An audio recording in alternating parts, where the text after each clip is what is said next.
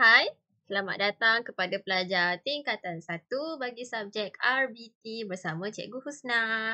Okey, untuk hari ini kita akan sambung lagi tentang teknik lakaran pictorial di bawah subtopik 4.1 lakaran pictorial. So, hari ini kita nak belajar tentang gaya visual lakaran. Okey, sebelum ni kita dah belajar apa itu lakaran pictorial. Ulang lagi sekali, lakaran pictorial tu adalah untuk kita paparkan image 3D supaya mudah mereka untuk menggambarkan bentuk atau mentafsir sesuatu lukisan. Okey, dalam teknik lakaran pictorial, kita ada belajar sebelum ni adalah oblique, kemudian isometrik, kemudian perspektif. Okey, so dalam video yang lepas, kita dah belajar untuk membuat lakaran bulatan, lengkungan dan juga elips.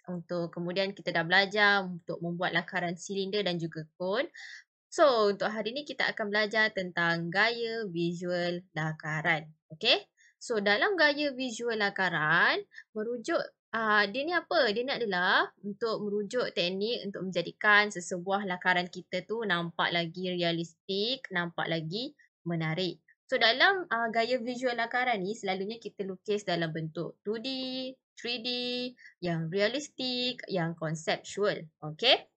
Dalam teknik gaya visual lakaran, ada dua jenis iaitu secara rendering dan juga secara kesan cahaya dan bayang. Okey, rendering tu macam mana? Awak tengok video ni, awak akan nampak ada bentuk gambar warna yang macam bahagian dia gelap. Okey. Kalau tengok yang kat sini pula, kita nampak tona warna daripada terang ke gelap. Yang gelap tu adalah rendering. Okey. Kesan cahaya dan bayang pula macam kita berdiri dekat tengah panas. Bayang-bayang kita berada di mana? Kalau cahaya matahari tu di hadapan kita, bayang-bayang akan berada di mana? Di belakang kita. Takkan dia berada di depan. Okey. Kita tengok dekat mana cahaya tu ada, baru kita lukis bayang-bayang dekat produk ataupun dekat objek yang kita nak lukis. Okey? So, first kita akan tengok kepada rendering. Dekat rendering. Okey, awak tengok dekat sini rendering. Rendering ni fungsi dia apa? Fungsi dia adalah untuk memaparkan permukaan yang rata supaya nampak melengkung ataupun membonjol keluar. So, rendering ni kita boleh nampak daripada sesuatu objek, dia nampak lagi, bentuk tu lagi nampak lah, nampak macam real. Okey? Rendering ni dia menggunakan warna, tekstur, garisan dan juga bentuk. So, ada beberapa alatan yang boleh digunakan. Sebelum ni kita dah belajar tentang pensel warna. Kita ada pensel warna, kita ada highlighter, nampak Sharpie ni highlighter. Pen dan dakwat, kita ada pen dan dakwat, kita ada pastel, kapur. Ini adalah contoh beberapa alatan asas yang kita boleh gunakan untuk buat rendering. Okey? Contohnya ini adalah contoh proses rendering. Awak akan nampak dekat situ cara orang ni lukis bulatan. Dia akan warnakan daripada gelap ke cerah.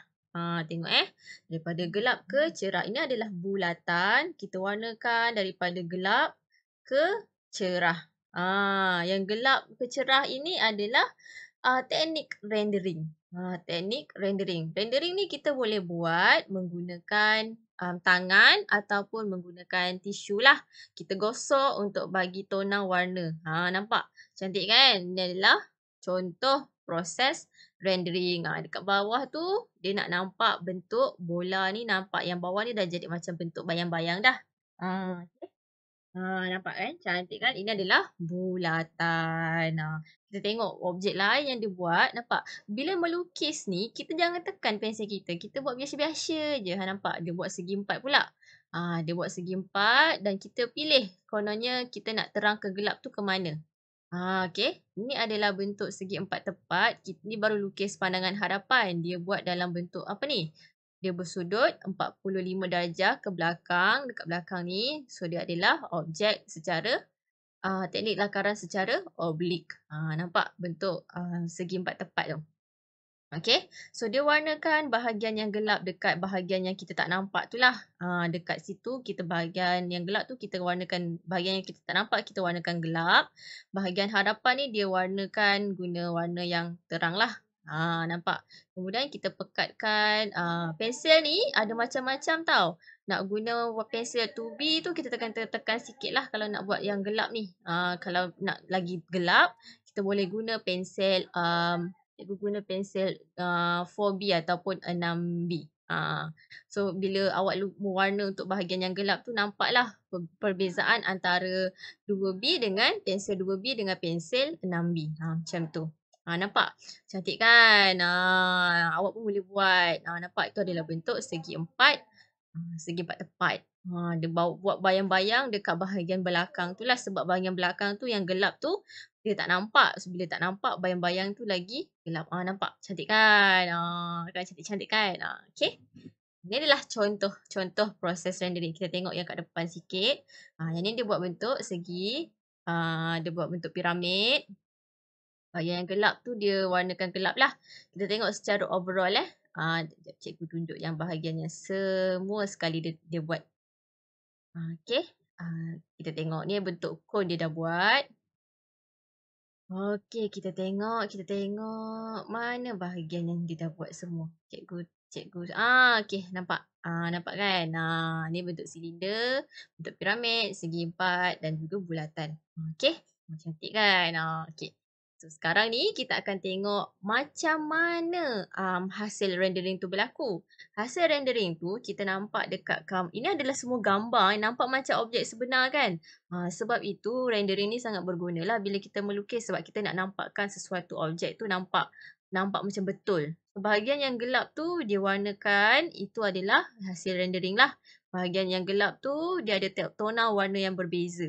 Macam kalau kita guna marker, dekat bahagian yang warna gelap tu adalah kita nak tunjuk tona warna rendering tu lah. Okay. Ini adalah hasil macam mana nak menghasilkan rendering. Cikgu tunjuk, cikgu buat Kita hasilkan rendering tu macam mana. Mula-mula kita akan buat satu bulatan. Okay, bulatan ni awak buat satu bulatan atau segi empat ke, segi tiga ke, tak kisah. Kemudian kita akan mula mewarnakan bahagian tepi ni menggunakan pensel. Kita warna dia pekat-pekat. Bahagian tepi ni kita warnakan dia tepat. Kenapa kat sini cikgu? Kenapa tak kat sini? Mana-mana tak kisah. Yang penting sebelah bahagian tu kita warnakan dengan warna yang gelap. Okay. Ambil pensel, warna macam biasa. Cikgu nak tegak boleh tak? Boleh. Sebab teknik rendering ni kita ada banyak. Kita ada secara titik-titik-titik. Kita ada secara naik turun. Dia ada banyak. Macam cikgu guna pensel yang untuk tarik tu saja. Okey. Kemudian kita akan warnakan bahagian dalam ni dengan pensel. Tapi warna yang lembut sikit lah. Warna macam soft je. Okey. Nampak macam sama kan? Tak apa. Nanti dekat bahagian luar ni kita gelapkan dia lagi. Supaya nampak lagi tona warna dia lah. Okey. So dekat sini waktu awak nak buat rendering, awak kena sediakan tisu. Tak nak guna tisu pun boleh. Tapi nanti tangan awak kotor lah. Tak ada masalah pun. Boleh basuh. Macam cikgu akan gunakan tisu lah. Boleh gosok guna tangan pun tak ada masalah. Nak guna tisu pun tak ada masalah. Okey. So, nampak cikgu dah warnakan lagi sekali bahagian luar tu dengan warna yang agak gelap berbanding yang bahagian dalam. So, pastikan ikut bulatan tu Jangan terlebih-lebih. Yang lebih-lebih kat luar tu kita boleh padam lah. Okey. Okey. Kemudian, ambil satu tisu. Balut tangan awak ataupun ambil jari awak. Awak gosok.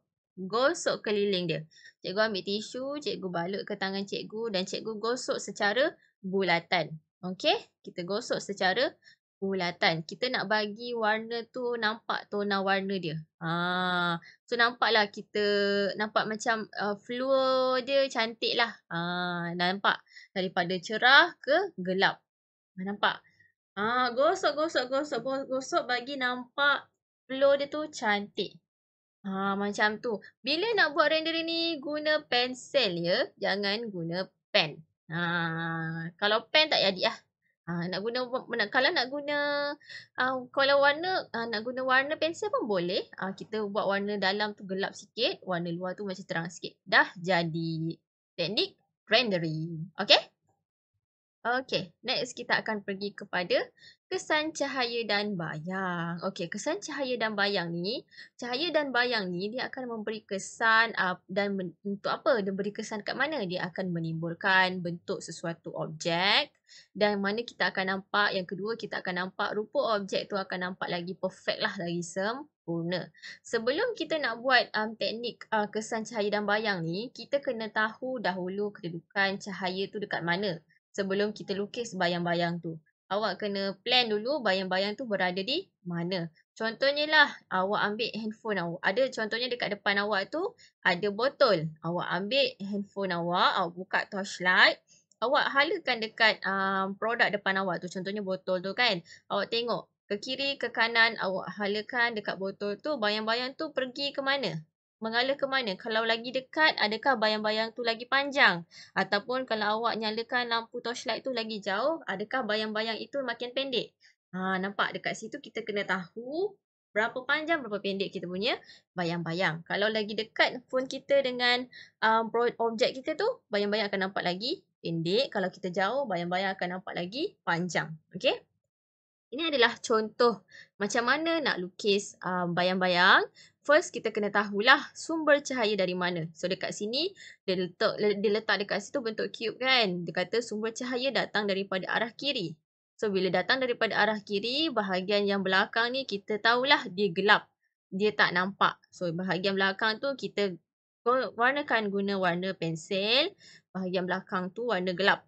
Okey, kemudian kalau dekat sini cahaya dia, bayang-bayang akan berada di mana? Di belakang ni lah.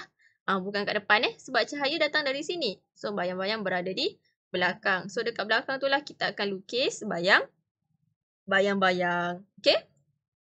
So, kesan cahaya dan bayang ni, ini adalah contoh lakaran perspektif dua titik. Awak boleh rujuk dalam buku teks awak dekat dalam buku teks muka surat 90. So, awak tengok dekat atas ni, kat sini kita ada 3 warna Yang atas ni kesan cahaya yang kena pada objek, dia terang. Kerana apa? Sebab dia dekat bahagian atas. Sumber cahaya datang dari atas. So, kat atas ni terang lah. Bayang-bayang berada di belakang dia. Zona yang gelap pada lakaran ini, dia nak tunjukkan ini adalah kawasan yang terselindung. Okey.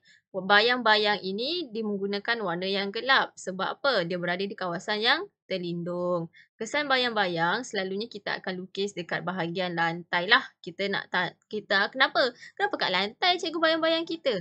Takkanlah bayang-bayang kita dekat atas. Takkan bayang-bayang kita terapung. Adakah bayang-bayang kita tu hantu? Okey, bayang-bayang kena berada di bawah kita. Okey? Okey, awak tengok kat sini ada lampu torchlight kan? Nampak cikgu cakap tadi, kalau torchlight kita makin dekat dengan objek kita, bayang-bayang kita akan jadi makin pendek. Kalau torchlight kita jauh daripada objek kita, bayang-bayang kita akan nampak lagi panjang. Okey? Okey, sekarang cikgu akan tunjukkan macam mana daripada kesan rendering tadi, kita campurkan dengan kesan cahaya dan bayang. Macam mana ya? Okey. So, mula-mula sekali, kita kena kenal pasti kedudukan cahaya kita. Macam cikgu, cikgu pilih kedudukan cahaya cikgu berada di belah kanan. Sebab apa? Sebab belakang ni dah gelap. Kenapa cahaya kita dekat sini? So, dekat sinilah. So, kemudian kita akan lakarkan bayang-bayang kita di belakang ini. Okey. Bayang-bayang kita warnakan gelap. Gelap Ataupun kita boleh guna teknik yang sama tadi. Dekat bahagian bawah ni kita akan warnakan dia lebih gelap berbanding depan lah. Okey. Warna-warna sampailah jadi bentuk gelap. Okey. Warna je. Layan je. Jangan tekan sangat, jangan lembut sangat awak punya pensel tu.